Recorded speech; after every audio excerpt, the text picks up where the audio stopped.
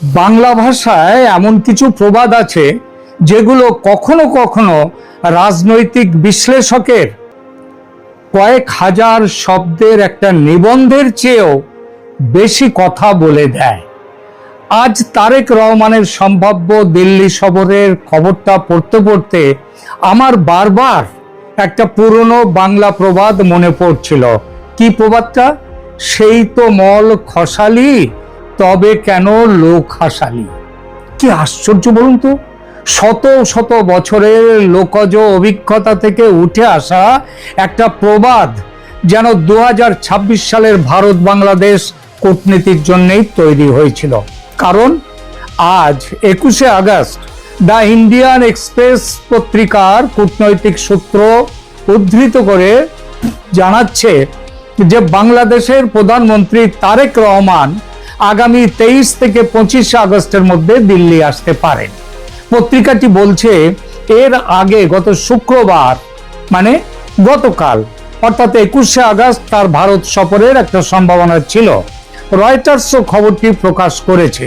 তবে একটা সতর্কতা এখানে অবশ্যই রাখবো, বাংলাদেশের প্রধানমন্ত্রীর প্রেস সচিব AAN সালে তিনি রয়টার্সকে বলেছেন ঢাকা এখনো সফরের বিষয়ে চূড়ান্ত সিদ্ধান্ত নেয়নি, আর ভারতের বিদেশ মন্ত্রকও এখনো আনুষ্ঠানিক কোনো ঘোষণা করেনি। অতএব আমরা বলবো সফরটি অত্যন্ত সম্ভাব্য, কিন্তু এই মুহূর্ত পর্যন্ত আনুষ্ঠানিকভাবে চূড়ান্ত ঘোষণা হয়নি। আর এখান থেকেই শুরু হচ্ছে আমাদের আজকের গল্প, আজকের এই প্রতিবেদন। আগে প্রবাদের গল্পটা বলি, প্রবাদটার মানেটা কি সেটা বলি। সেই তো মল খসালি, তবে কেন লোক হাসালি। এই প্রবাদের নির্দিষ্ট প্রথম রচয়িতা বা জন্মসাল নির্ভরযোগ্য পাওয়া যায় না, সেটা পাওয়ার কথাই নয়। কারণ প্রবাদ এইভাবেই তৈরি হয়, লোক মুখে মুখে সেগুলো চলতে থাকে।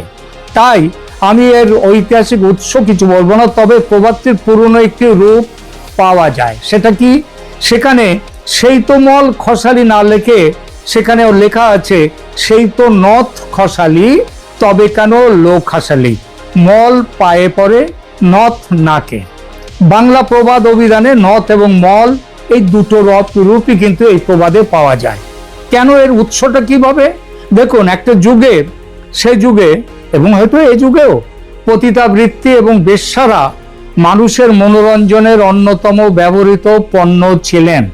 অনেক বাইজি তাদের অবাঞ্ছিত কন্যা সন্তানকে গায়িকা এবং নর্তকী করার চেষ্টা চালাতেন ভেতরে ভেতরে, কিন্তু ঘুণাক্ষরেও তা প্রকাশ করতেন না সর্বসমক্ষে।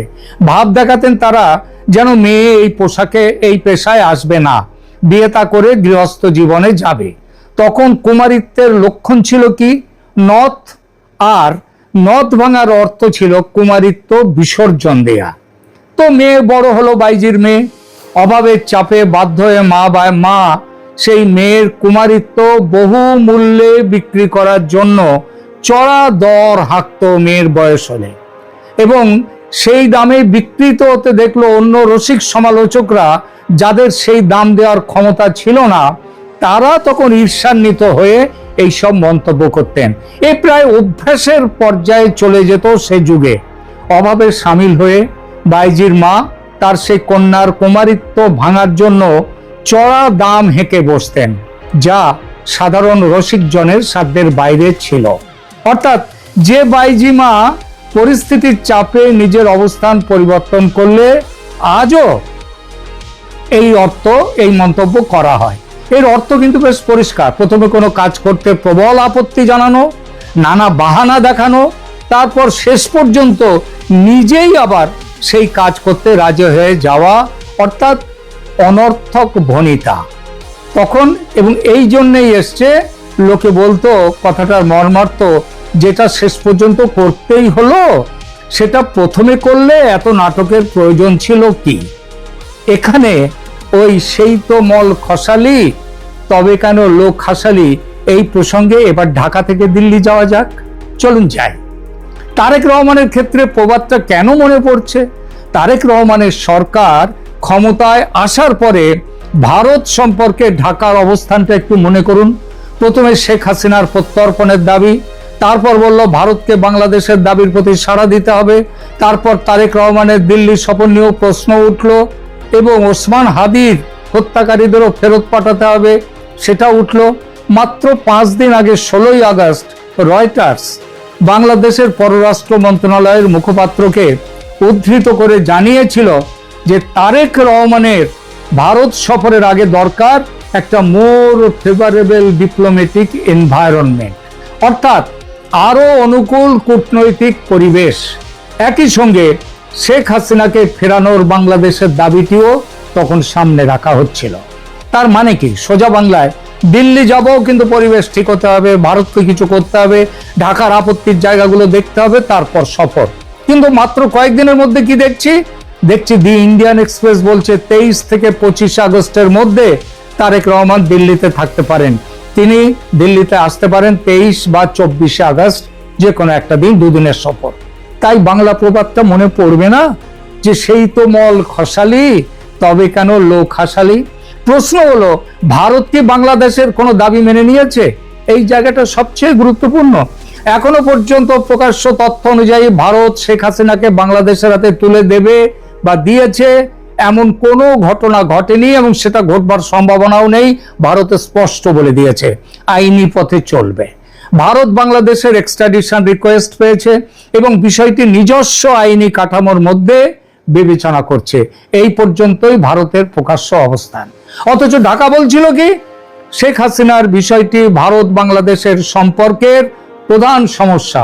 তাহলে যদি তারেক রহমান সত্যি 23 থেকে 25 আগস্ট দিল্লিতে আসেন, এবং বললাম আবার এই সম্ভাবনা মোটামুটি ধরে নিন পাকা, তাহলে স্বাভাবিকভাবেই প্রশ্ন ওঠে যে ফেভারেবল ডিপ্লোম্যাটিক এনভায়রনমেন্ট বা অনুকূল পরিবেশের কথা বলা হচ্ছিল, সেটা তো তৈরি হয়নি।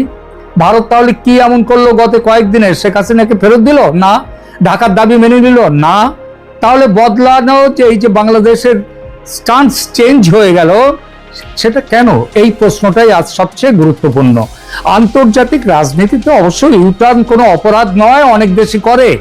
এখানে একটা কথা খুব পরিষ্কার করে বলা দরকার, কূটনীতিতে অবস্থান পরিবর্তন করা কোনো পাপ নয়, বরং রাষ্ট্র পরিচালনায় অনেক সময় সেটাই হলো বুদ্ধিমানের কাজ। দেশের স্বার্থে গতকালের অবস্থান আজ বদলাতে হয়, শত্রুর সঙ্গে কথা বলতে হয়, প্রতিপক্ষের সঙ্গে বসতে হয়, নিজের ঘোষিত অবস্থান থেকে সরে আসতে হয়। সুতরাং তারেক রহমান যদি উপলব্ধি করে থাকেন যে ভারতের সঙ্গে সংঘাত করে বাংলাদেশের লাভ নেই বরং বড় ক্ষতি, তাহলে দিল্লি আসার সিদ্ধান্তকে আমি ভুল বলবো না, বরং বলবো এটা বাস্তববাদ। বাস্তবকে চিনতে পেরেছেন তারেক রহমান, কিন্তু সমস্যা তো অন্য জায়গায়। যে বাস্তবতাটা আজকে বুঝলেন সেটা 3 মাস আগে কেন বুঝতে পারেননি?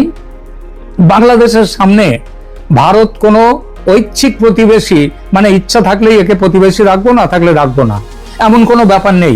বাংলাদেশ চাইলে ব্রিটেনের সঙ্গে সম্পর্ক কমাতে পারে, ফ্রান্সের সঙ্গে দূরত্ব বাড়াতে পারে, আমেরিকার সঙ্গে কয়েক মাস ঠান্ডা সম্পর্ক রাখতে পারে, কিন্তু ভারতকে তো মানচিত্র থেকে সরানো যাবে না। বাংলাদেশের প্রায় 3 দিক ঘিরে ভারত। নিরাপত্তা থেকে সীমান্ত, নদীর জল থেকে বিদ্যুৎ, বাণিজ্য থেকে যোগাযোগ, চিকিৎসা থেকে ট্রানজিট, প্রত্যেকটা ক্ষেত্রে দুই দেশের সম্পর্কের বাস্তব গুরুত্ব রয়েছে। তার উপর বর্তমানে দুই দেশের মধ্যে সম্পর্ক স্বাভাবিক করার জন্য কূটনৈতিক আলোচনা চলছে। রয়টার্সও আজ এই একই কথা জানিয়েছে। অতএব বাংলাদেশের যে সরকারি ক্ষমতায় থাকুক, আওয়ামী লীগ, বিএনপি বা অন্য যে কেউ, একটি সত্য কিন্তু বদলাবে না। সত্যিটা কি? দিল্লির সঙ্গে কথা বলতেই হবে। প্রশ্ন হলো কখন কথা বলবো? সম্পর্ক নষ্ট করার আগে নাকি সম্পর্ক নষ্ট করার পরে? আর এখানেই এই প্রবাদের দ্বিতীয় স্তর, সেই তো মল খসালি, এই অংশটার অর্থ তাহলে শেষ পর্যন্ত কাজটা করেছে। কিন্তু আমার কাছে আরো গুরুত্বপূর্ণ দ্বিতীয় অংশ, তবে কেন লোক হাসালি। এই লোক হাসানোটাই রাজনীতিতে ক্রেডিবিলিটি কস্ট। আপনি যদি বলেন এই শর্ত না মানলে যাব না, তারপর শর্ত মানা হলো না, তবু আপনি যাচ্ছেন, তাহলে প্রতিপক্ষ বুঝে যায় আপনার রেড লাইন আসলে রেড লাইন নয়। আপনি যে বললেন যাব না, সেটা নয়। আপনি যদি বলেন আগে পরিবেশ তৈরি হোক, তারপর পরিবেশের দৃশ্যমান পরিবর্তন ছাড়াই যদি আপনি আলোচনায় বসেন, তাহলে পরের বার আপনার হুঁশিয়ারির দর কষাকষির দাম কমে যায়। কূটনীতিতে এটাকেই বলা হয় ক্রেডিবিলিটি প্রবলেম। তাই আমার আপত্তি তারেক রহমান দিল্লি এলে নয়। আমার প্রশ্ন, দিল্লি যখন শেষ পর্যন্ত আসতেই হচ্ছে, তখন দিল্লি সফরকে এতদিন প্রেস্টিজ ইস্যু বানানো হয়েছিল কেন? এবার ভারতের দিকটা দেখুন, দিল্লি কি করেছে? প্রকাশ্যে বেশি কথা কিচ্ছু বলেনি, ঢাকার সঙ্গে যোগাযোগ রেখেছে। দীনেশ ত্রিবেদী বারবার বলেছেন তারেক রহমানকে স্বাগত জানাবার জন্য ভারত অপেক্ষা করেছে, তাকে সর্বোচ্চ সম্মান দেয়া হবে। কিন্তু শেখ হাসিনার প্রত্যর্পণের প্রশ্নে তাৎক্ষণিকভাবে বাংলাদেশের দাবি ভারত মেনে নেয়নি। ওসমান হাদির হত্যাকারীদের দাবিও ফেরত দেওয়ার দাবিও ভারত মানেনি। আবার বাংলাদেশের সঙ্গে সম্পর্কের দরজাও বন্ধ করেনি। আর এটাই হলো কূটনীতির পুরনো খেলা। দরজা খোলা রাখো, কিন্তু দরজার চাবি অন্যের হাতে দিও না। এখন যদি তারেক রহমান দিল্লি আসেন, এবং আসবেন, আমি বলে দিলাম, তাহলে মোদী সরকারের জন্য এটা গুরুত্বপূর্ণ ডিপ্লোম্যাটিক ওপেনিং। কারণ ভারতও বাংলাদেশে অস্থিরতা চায় না। বাংলাদেশ ভারতের অত্যন্ত গুরুত্বপূর্ণ প্রতিবেশী। সুতরাং দিল্লির স্বার্থ হলো ঢাকার সঙ্গে ওয়ার্কিং রিলেশনশিপ তৈরি করা।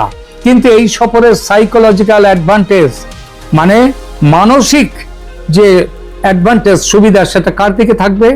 নিঃসন্দেহে দিল্লির দিকে। কারণ ভারতকে ঢাকায় যেতে হয়নি, ঢাকাকেই দিল্লির সঙ্গে আলোচনার প্রয়োজনীয়তা স্বীকার করতে হচ্ছে। তবে তারেক রহমানের সামনে সুযোগ যে নেই তা নয়। আমি বিষয়টাকে শুধু বিদ্রুপের জায়গা থেকে দেখতে চাই না। তারেক রহমান যদি সত্যি দিল্লিতে আসেন, এই সফর তার জন্য একটা বিরাট সুযোগ হতে পারে। তিনি এসে যদি বলেন, পুরনো ঝগড়া থাকুক ইতিহাসে, শেখ হাসিনা নিয়ে আমাদের মতপার্থক্য আছে, সীমান্ত নিয়ে সমস্যা আছে, জল নিয়ে সমস্যা আছে, বাণিজ্য নিয়ে সমস্যা আছে, কিন্তু ভারত এবং বাংলাদেশকে পাশাপাশি থাকতেই হবে, তাহলে সেটা হবে স্টেটসম্যানশিপ। অর্থাৎ ইউটার্নকে তিনি চাইলে পলিসি কারেকশনে পরিণত করতে পারেন, তিনি নীতিটাকে তিনি পাল্টে নিতে পারেন। কিন্তু তার জন্য দিল্লিতে এসে শুধু দাবি জানালো হবে না, কি দিতে প্রস্তুত বাংলাদেশ সেটা বলতে হবে। ভারতের নিরাপত্তা উদ্বেগ কিভাবে দূর করবেন, ভারত বিরোধী শক্তিকে বাংলাদেশের মাটি ব্যবহার করতে দেওয়া হবে না, এই নিশ্চয়তা দিতে হবে। সংখ্যালঘু নিরাপত্তা নিয়ে দিল্লির উদ্বেগের জবাব দিতে হবে। চীন ও পাকিস্তানের সঙ্গে বাংলাদেশের সম্পর্ক ভারতের নিরাপত্তার জন্য থ্রেট হয়ে উঠবে না, মানে ভয় হয়ে উঠবে না, তার নিশ্চয়তা কোথায় সেটা দিতে হবে। এই প্রশ্নগুলোর উত্তর নিয়েই আসল আলোচনা। সবচেয়ে বড় শিক্ষাটা কি জানেন বন্ধুরা? রাষ্ট্রনীতি, কূটনীতি আবেগে চলে না, ফেসবুক পোস্টে চলে না, মঞ্চে বক্তৃতা দিয়ে চলে না। রাষ্ট্রনীতি, কূটনীতি চলে জিওগ্রাফি, ইকোনমি এবং ন্যাশনাল ইন্টারেস্ট দিয়ে। আর জিওগ্রাফির একটা নিষ্ঠুর বৈশিষ্ট্য আছে, আপনি সরকার বদলাতে পারেন, নীতি বদলাতে পারেন, বন্ধু বদলাতে পারেন, প্রতিবেশী বদলাতে পারেন না। তারেক রহমান এখন সেই বাস্তবতাটা সম্ভবত বুঝতে পেরেছেন। ভারতেরও বাংলাদেশকে প্রয়োজন, বাংলাদেশেরও ভারতকে প্রয়োজন।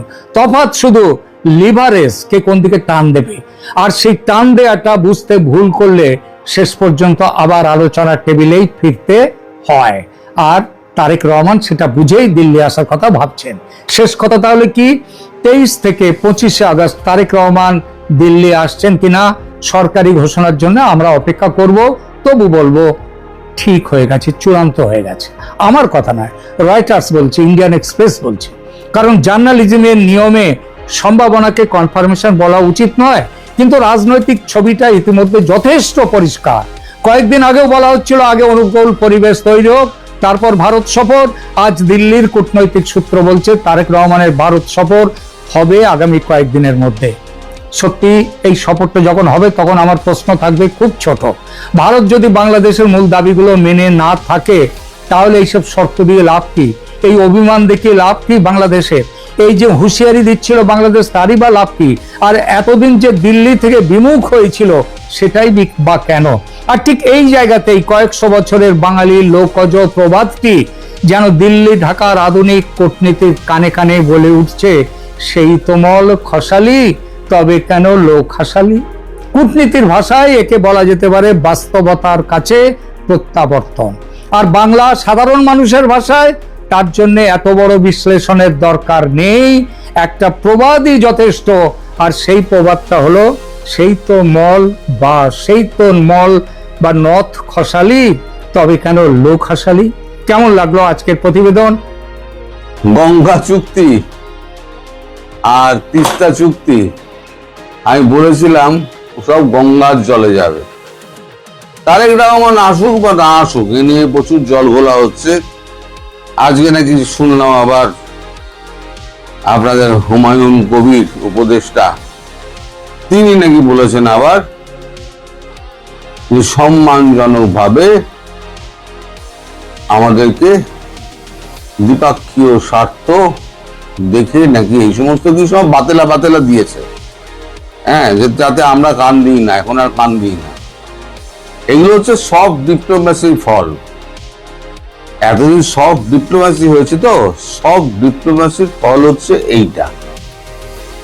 আরুন করুন, সফট ডিপ্লোম্যাসি করুন। একদিনে 10টা টপকে দিতেন, দেখতেন সব হার্ড ডিপ্লোম্যাসি দেখবেন সব সিধে হয়ে যাবে। টপকে দেওয়া উচিত ছিল গোটা 10-15, তাহলে সিধে থাকতো। আমরা নাকি কি বলে, যাই হোক, পরে আলোচনা করবো। এখন যেটা আলোচনা করতে বুঝি সেটা হচ্ছে গঙ্গা চুক্তি নারাজ নীতিশরা।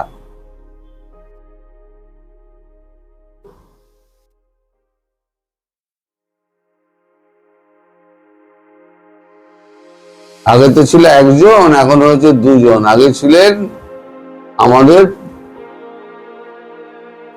পশ্চিমবঙ্গের মুখ্যমন্ত্রী, তিনি হচ্ছেন মমতা বন্দ্যোপাধ্যায়, তিনি ব্যাগড়া দিতেন। এবার ব্যাগড়া দিচ্ছেন স্বয়ং নীতিশ কুমার, যিনি দীর্ঘকালের এনডিএ শরিক এবং বিহারের মুখ্যমন্ত্রী ছিলেন। এখন বিহারের মুখ্যমন্ত্রিত্ব ছেড়ে এখন উনি রাজ্যসভায় এসছেন। এখন কি বলা হচ্ছে, আমরা কিন্তু ধৃষ্টতা দেখিয়ে কিন্তু ভারতীয় সাংবাদিকরা বা ইউটিউবার যারা আছে তারা কিন্তু ধৃষ্টতা দেখায়নি। কয়েকজন বাংলাদেশি আমাদের ভাই বন্ধু অনেকে বলার চেষ্টা করছেন যে আমরা ধৃষ্টতা দেখাচ্ছি। ধৃষ্টতা আমরা দেখাইনি। আমরা যে ধৃষ্টতা দেখাতাম, তাহলে কূটনৈতিক স্তরে আপনারা যেগুলো বলেছেন সেগুলো ধৃষ্টতার পর্যায়ে পড়ে কি পড়ে না। কূটনৈতিক কথা আপনারা বলছেন, চোখে চোখ রেখে কথা বলবো, সমান উচ্চতায় দাঁড়িয়ে কথা বলবো, আরো অনেক কিছু বলেছেন। আমার তো অর্ধেক মনে নেই, এত কথা আপনারা বলেন, বাজে কথা মনে থাকে না। কি বলছেন শুনি, মনে করবেন না আবার আমরা বানিয়ে বলছি। আমি স্ক্রিনে দিয়ে দিচ্ছি। ভারত ও বাংলাদেশের মধ্যে 1996 সালে সই হওয়া গঙ্গা জলবন্টন চুক্তির মেয়াদ 12ই ডিসেম্বর শেষ হচ্ছে। এখনো চুক্তির নবীকরণ নিয়ে দুদেশের মধ্যে আনুষ্ঠানিক আলোচনা শুরু হয়নি। ঢাকাকে নয়াদিল্লির খোলা বার্তা, বাংলাদেশের প্রধানমন্ত্রী তারেক রহমান দ্রুত দিল্লি এলে এই চুক্তি চূড়ান্ত রূপ পাবে। তবে এনডিএ শরিক জেডিইউ, জনতা দল ইউনাইটেড এই চুক্তির বিরোধিতা উচ্চগ্রামে নিয়ে যাচ্ছে। একদিন টিএমসি করতো, এবার জনতা দল ইউনাইটেড। জনতা দল ইউনাইটেড হচ্ছে আমাদের শরিক, প্রধানতম শরিক, কারণ তাকে উপেক্ষা করা যাবে না। যদি তিনি সরে যান তাহলে ইউপিএ সরকার পড়ে যাবে। এই শরিক দলের দাবি, এই ব্যবস্থার ফলে শুকনো মরশুমে বিহার পর্যন্ত জল পায় না। বিস্তীর্ণ অঞ্চলে কৃষি, পানীয় জল এবং শিল্পের জন্য গঙ্গার জলের ভাগ কমে যায়। ফারাক্কার জল ধরে রাখায় হুগলি নদীর স্বাভাবিক প্রবাহ ব্যাহত হয় বলে অভিযোগ। আর জেডিইউ সাংসদ তথা বিহারের প্রাক্তন জলসম্পদ মন্ত্রী সঞ্জয় কুমার ঝা অবশ্য এ নিয়ে একটা প্রবন্ধ লিখেছেন, যার শিরোনাম ভারত বাংলাদেশ গঙ্গা চুক্তি নিয়ে ফের ভাবা হোক। তার বক্তব্য, মানে ওই এটাতে লেখাতে তার বক্তব্য, গত 3 দশকে এই চুক্তির কারণে বিহার অনেক কিছু হারিয়েছে। যেভাবে এই চুক্তি হয়েছে সেভাবে অন্তত একে এগিয়ে নিয়ে যাওয়া উচিত নয় গোটা বিহার এবং দেশের স্বার্থে। এই চুক্তি গুজরাল ডক্টরিনের সন্তান, যেখানে বলা হয়েছিল দক্ষিণ এশিয়ার বৃহত্তম দেশ হিসেবে ভারতের কোনো প্রত্যাশা না রেখে একতরফা সমস্ত প্রতিবেশীকে ছাড় দেওয়া উচিত। সম্প্রতি তিনি রাজ্যসভার সদ্য সমাপ্ত বাদল অধিবেশনে বলেছেন, ফারাক্কা বারাজ মূলত কলকাতা বন্দর এবং হুগলি নদীর নাব্যতা বজায় রাখার জন্য নির্মিত হলেও বাংলাদেশকে জল সরবরাহের বর্তমান ব্যবস্থায় সবচেয়ে বেশি ক্ষতিগ্রস্ত হয়েছে বিহারের। দাবি 1950 সালের মধ্যে কৃষি, শিল্প এবং জনসংখ্যা 2050 সালের মধ্যে কৃষি, শিল্প ও জনসংখ্যার চাহিদা মেটাতে বিহারের অতিরিক্ত 2000 কিউসেক জলের প্রয়োজন। তাই বর্তমান কাঠামোয় এই চুক্তি হলে রাজ্য উন্নয়ন বাধাগ্রস্ত হতে পারে। বিদেশ মন্ত্রক সূত্রের খবর, ভারত ও বাংলাদেশের মধ্যে 54টি আন্তঃসীমান্ত নদী রয়েছে। নদীগুলির জলবন্টন সংক্রান্ত নির্ধারিত দ্বিপাক্ষিক প্রাতিষ্ঠানিক ব্যবস্থার মাধ্যমেই আলোচনা স্থির হয়। ফলে গঙ্গা জলবন্টন ভবিষ্যৎ নিয়ে আলোচনার পথ খোলা। আলোচনা কবে হবে তা স্পষ্ট নয়। নয়াদিল্লির বক্তব্য, ভারতের তরফে শুধু গঙ্গা নয়, সমস্ত বিষয় নিয়ে আলোচনার জন্য যতটা প্রয়াস সম্ভব তা হয়েছে। এবার একটি স্বাধীন বা সার্বভৌম দেশ হিসেবে বাংলাদেশ যে সিদ্ধান্ত নেবে, এটা নয়াদিল্লি মনে করিয়ে দিচ্ছে দ্বিপাক্ষিক সম্পর্কের ভিত্তি হলো শর্তহীনভাবে পারস্পরিক আস্থা, যেটা ওরাও বলেছিল। তার আগে বিদেশ বিষয়ক উপদেষ্টা হুমায়ুন কবির বলেন, আগামী মাসে ভারতে আয়োজিত ব্রিক্স সম্মেলনে প্রধানমন্ত্রী যোগ দেওয়ার সম্ভাবনা ক্ষীণ। যদি পারস্পরিক বিশ্বাসের ভিত্তিতে উপযুক্ত পরিবেশ তৈরি হয় এবং সম্মানজনক আমন্ত্রণ আসে, তাহলে সেটা সিদ্ধান্ত নেওয়া হবে। সম্মানজনক আমন্ত্রণ কি এবার গলায় গামছা দিয়ে কন্যা দায়গ্রস্ত পিতার মতো গিয়ে বলতে হবে, হুজুর আপনি আমার ভারতবর্ষে এসে পদধূলি দিন? এইটাই তো বাকি আছে নরেন্দ্র মোদী, এইটা বলাটাই বাকি আছে। আপনারা চাইছেন কি? এই যে আমরা এত সফট ডিপ্লোম্যাসি করেছি না, আমি বারবার বারণ করি, সফট ডিপ্লোম্যাসির যুগ চলে গেছে। এখন জিসকা ভ্যাঁস জিসকা ডান্ডা উসকা ভ্যাঁস, লাঠি যার হাতে তার হাতে ভ্যাঁস, লাঠি মারো সব সিধে হয়ে যাবে। ওই জন্য 10টা টপকে দিলে পরে সব সিধে হয়ে যেত। যাই হোক, এখন তো নরেন্দ্র মোদীর সফট ডিপ্লোম্যাসির যুগ। নরেন্দ্র মোদী বুঝবেন, আরো একটুখানি সফট ডিপ্লোম্যাসি দেখান, আরো 2-4টে চিঠি পাঠান, দেখুন বাংলাদেশ নরম হয় কিনা, আর বাংলাদেশের থেকে আপনি কি আদায় করতে পারেন সেটাও আমরা দেখে নেব। বাংলাদেশের যা কাণ্ড কারখানা দেখছি, তাতে মোটামুটি একদম রেডি হয়ে থাকুন উত্তম মধ্যম খাওয়ার জন্য, রেডি হয়ে থাকুন। যে কোনো দিন ধৈর্যের বাঁধ টুটে গেলে উত্তম মধ্যম এবং নিম্ন উচ্চ সব, উচ্চ থেকে একেবারে উত্তম মধ্যম সব হবে। এখন এটাকে যদি আপনারা ধৃষ্টতা বলে মনে করেন, তাহলে তাই, আমরা ধৃষ্টতা প্রকাশ করছি, আর আপনারা ন্যায়ের প্রতিরূপ, এবং আপনারা যা বলেন সেটা হচ্ছে ধ্রুব সত্য। মানুষকে ভুল বোঝানোর জন্য ভারত আবার চিঠি দিয়েছে, এই কথাটা বলাটা আপনাদের কোন দৃষ্টতার মধ্যে পড়ে সেটা একবার ভেবে আমাদেরকে জানাবেন। বিশ্ব রাজনীতি কি আবারও কোনো বড় পরিবর্তনের সংকেত দেখা যাচ্ছে?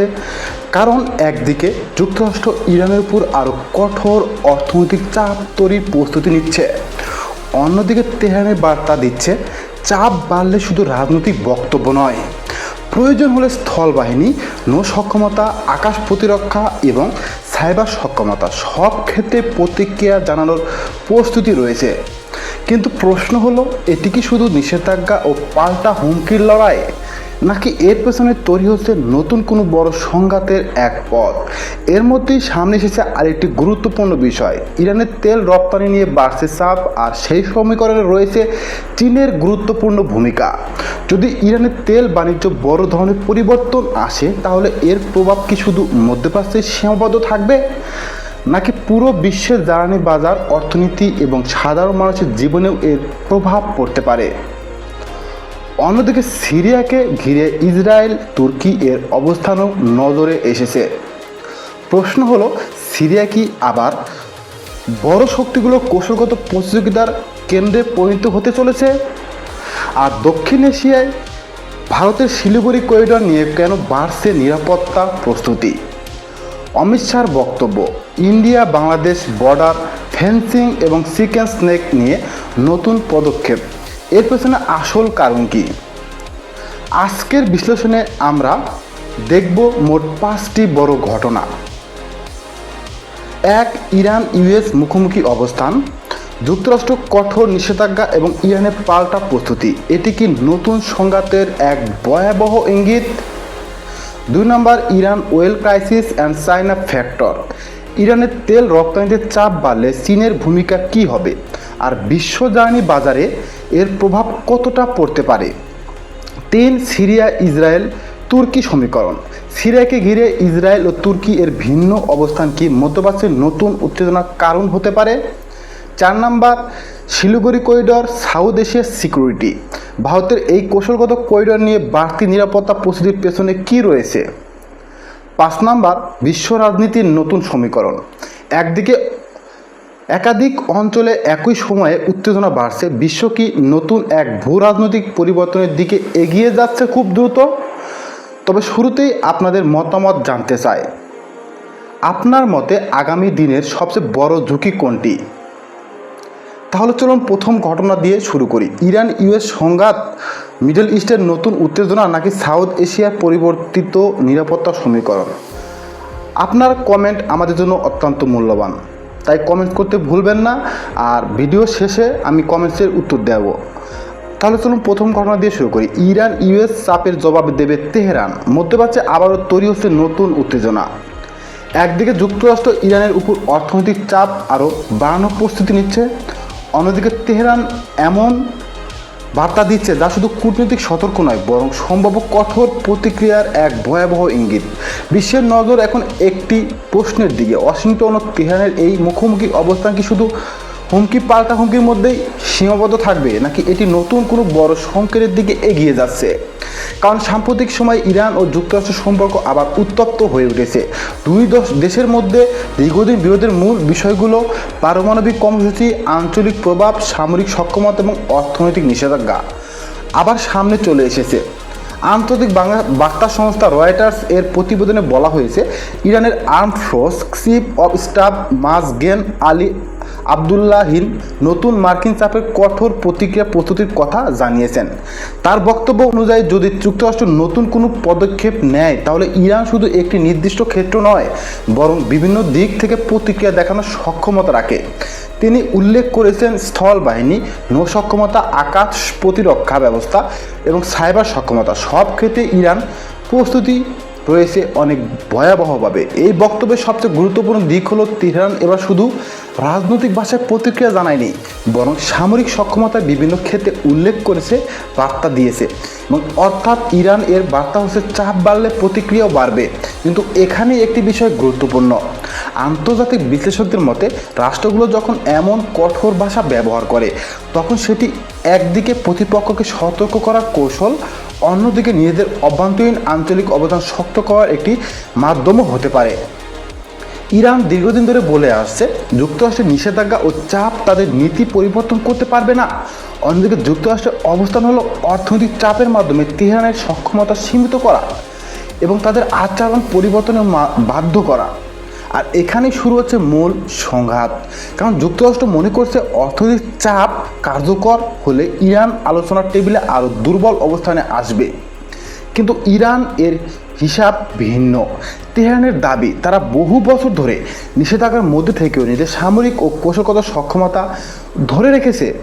এখন প্রশ্ন হচ্ছে এই দুই ভিন্ন কৌশলের সংঘর্ষ কোথায় গিয়ে দাঁড়াবে? কারণ একই সময়ে যুক্তরাষ্ট্রের পক্ষ থেকেও নতুন পদক্ষেপের ইঙ্গিত এসেছে।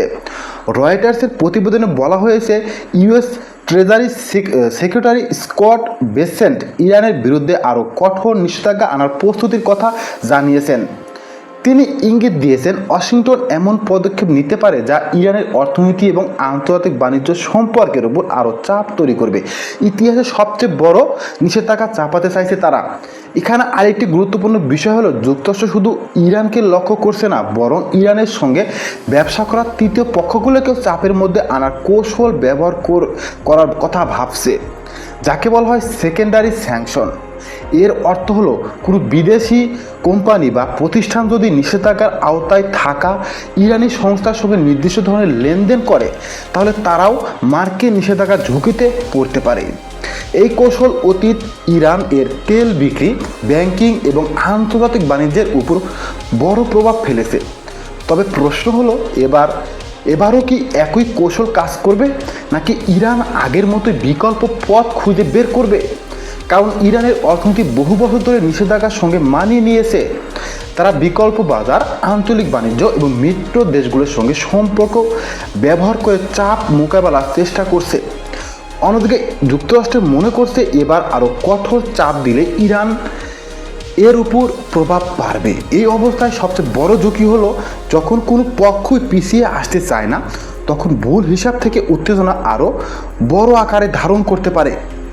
বিশেষ করে মধ্যপ্রাচ্যের মতো অঞ্চলে যেখানে একাধিক দেশ, সামরিক জোট এবং কৌশলগত স্বার্থ জড়িত, একটি ছোট ঘটনা কখনো বড় সংকটে পরিণতি হবে সেটা অনেক সময় নির্ভর করে পরিস্থিতির নিয়ন্ত্রণের উপর। এখন পর্যন্ত কোনো পক্ষ সরাসরি নতুন কোনো যুদ্ধ ঘোষণা করেনি, কিন্তু ভাষার পরিবর্তন লক্ষ্য করার মতো। একদিকে ওয়াশিংটন বলছে সর্বোচ্চ অর্থনৈতিক চাপের কথা, অন্যদিকে তেহরান বলছে কঠোর প্রতিক্রিয়ার কথা। অর্থাৎ লড়াইটি এখন শুধু সামরিক নয়, এটি একটি অর্থনৈতিক, কূটনীতিক এবং কৌশলগত সংঘর্ষ। আর এখানেই দর্শকদের জন্য সবচেয়ে বড় প্রশ্ন, যদি যুক্তরাষ্ট্র নিষেধাজ্ঞার চাপ আরও বাড়ায় এবং ইরান পাল্টা কঠোর অবস্থান নেয়, তাহলে এই সংঘাতের পরবর্তী ধাপ কী হতে পারে? আপনার মতে ইরান কি শেষ পর্যন্ত চাপের মুখে আলোচনায় যাবে, নাকি আগের মতো প্রতিরোধের পথ খুঁজে নেবে? আপনার বিশ্লেষণ কি বলে কমেন্টসে জানাতে পারেন।